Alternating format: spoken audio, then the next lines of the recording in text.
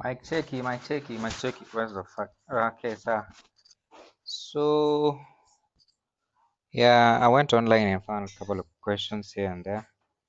Just trying to see what the internet has for me. So I went on ChatGPT and kinda just looked at some questions that someone would probably ask me, etc. So first question was, you've built a unique voice online as Bloga Flani. Where did the idea for that name and persona come from? So basically, Bloga Flani is a moniker that came from just trying to take this blogging thing as a relaxation, as a relaxing mechanism. So it wasn't that serious to say because when we started, we were not really into trying to make it a serious thing. So the funny thing is a shang, just someone random. So whenever they talked about a certain blogger, I felt like yes, that's me, that's me, that's who they should be talking about, and that's why I formed the name from because I thought that oh okay, it's something that I can build on. So yeah, and also at that time bloggers were actually becoming very popular. So I took upon it upon myself as a responsibility and just worked with it. Then another question is what inspired you to start blogging and start sharing your thoughts on Kenyan culture and society? It's basically the society itself, and also I've loved just sharing my thoughts because first of all I'm a trained journalist, okay, media communications graduate, so it's in me. The journalism thing is in me, so I kind of felt like it was my responsibility, and also just because I loved it, not just as a responsibility, something that I loved to do, and I felt why not just create something of an online community and just talk about what is Kenyan, and also I love Kenyan culture. Okay, and also so other people talk about their culture. So I thought why not talk about our own culture? Okay, so another question number three, often mix humor with social commentary. How do you balance being entertaining while still being thought provoking? I think I'm somewhat of a genius myself. Okay, so I might say that in terms of humor comes naturally because I felt like, okay, the people that I'm creating content for are actually just tired. They want to have something that is entertaining. So I felt like, why not mix some humor? So if you check, most of my posts are normally about social commentary, but also a lot of humor because I realized that for me to be able to pass a message, I need to be funny in a way, and it has helped me a lot.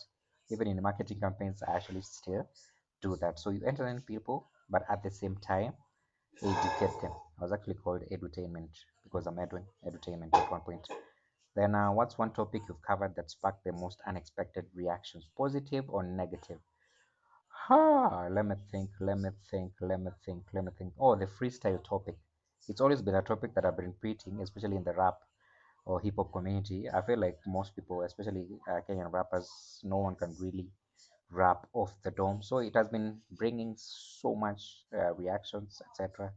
And I can say it's something that actually brought both positive and negative reactions. Okay, so thank you that not so many rappers can actually freestyle. Then, in terms of content creation, walk us through your creative process. How do you decide what to talk about or what angle to take on a trending topic? So, I don't really do trending topics. I try to create my trending topics. Okay, if it's a thing, I'm hoping that you guys can understand. It's not something that I really sit down and just check. I do check trends, yes, but I also get some of my content that is original. Okay, something that I thought about and realized that I can actually talk about it. So I don't really do in terms of a creative process. I just try to create new content because I want to be new. Like when someone is looking at my timeline, they actually get something and new. So I mix it up also in terms of just the creative process.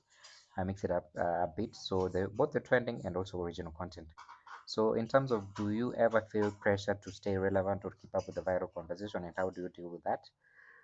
Like I said, originally I wasn't meant to be this popular. Okay, so I don't really deal or feel any pressure in terms of social media content creation. Okay, I know it's a numbers game, guys are obsessed with that, so I've never really taken it into account because yes, I've created a community that loves Kenyan music, but yeah, never really looked at maybe getting pressure from staying relevant or that. Sometimes I even take a break. Okay, it doesn't really shitua me.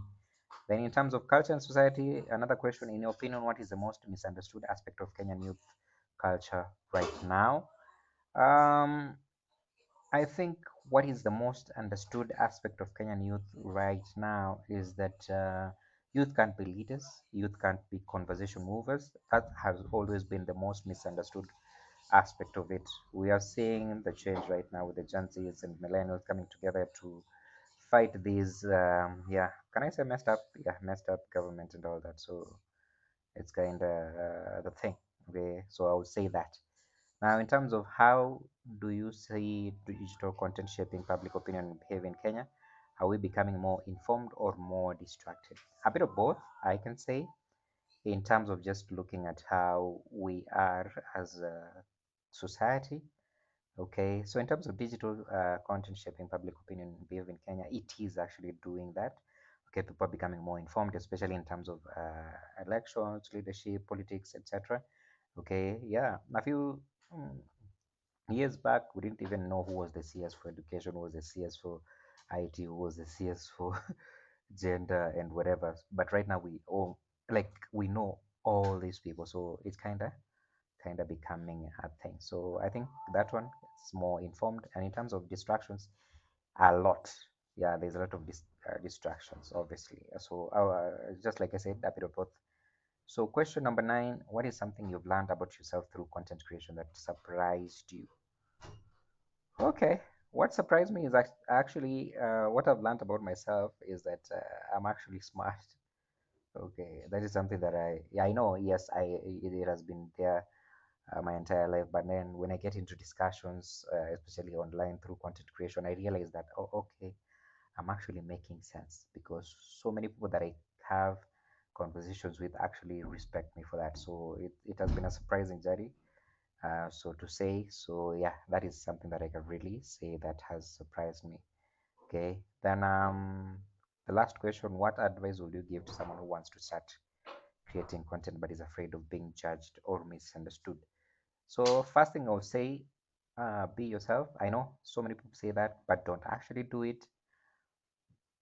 But I would really advise someone to be themselves. Just stick to your guts, man. Stick to what works for you. Okay, so just don't do something because everyone else is doing it. Sawa sawa.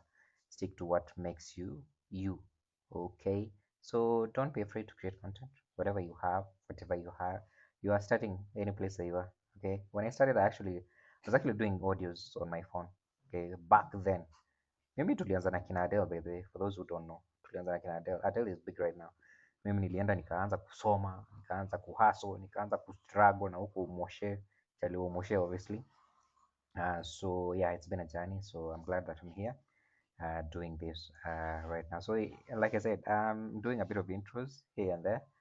So I will get into the real gist later. So that's Blogger Flani. Blogger Flani networks coming up, man. I love the opportunity that you guys have given me to grow. So Blogger Flani and Blogger Flani networks, anything related to the Blogger Flani networks, Blogger Flani podcast, the Blogger Flani Facebook accounts, man, Twitter, X, that is Instagram, TikTok, etc. We are here, man. We are here.